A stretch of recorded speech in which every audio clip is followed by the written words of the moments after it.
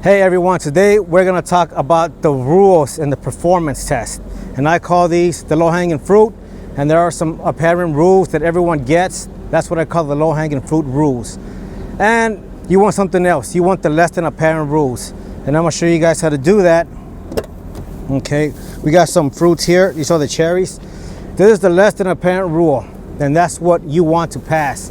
And I'm going to show you how to get these less than apparent rules. All right, we'll be back. Before we start talking about the different types of rules, let me show you something real quick.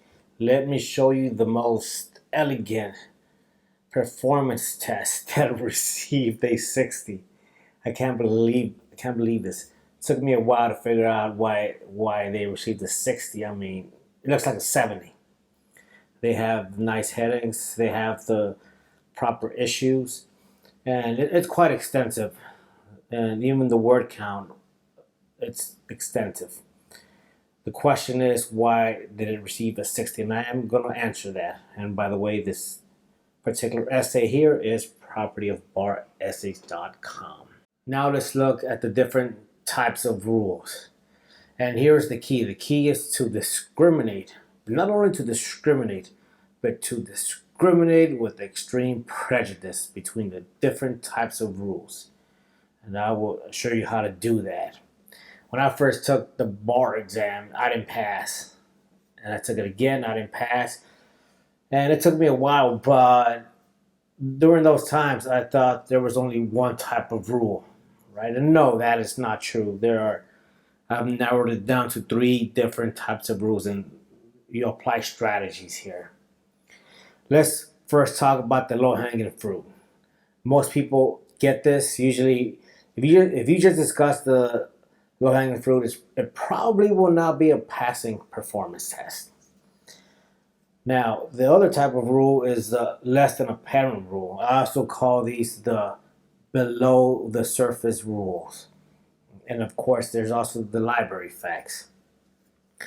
But as you engage in these different types of rules, you also apply strategies. And one of those strategies is the use of language. Okay.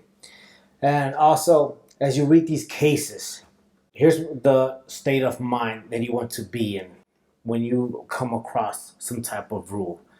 You want to know if that rule is similar. If it's similar, it can probably aid your client. Or is it adverse?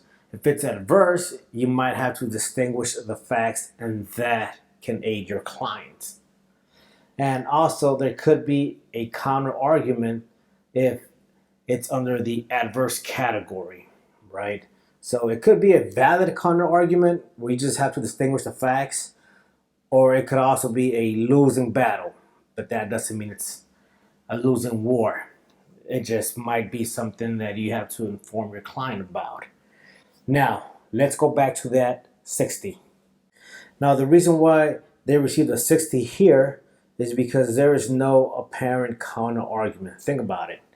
So I always tell my students, look, make it very clear that you are going to discuss a counter argument and discuss it. Make it like just clear, because in this situation, if they would have had a clear counter argument, which they did not, this response could have easily been even a 70.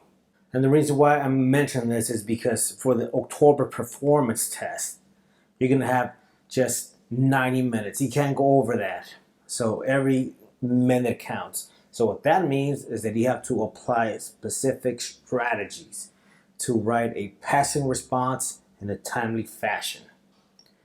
And I also did want to talk about the cherry picking process. That's why in the video I held the cherry. But I'm going to leave that to the webinar. I am hosting a webinar. The links are below in the details. So I hope this information here helped, and I wish you all the best. Until soon.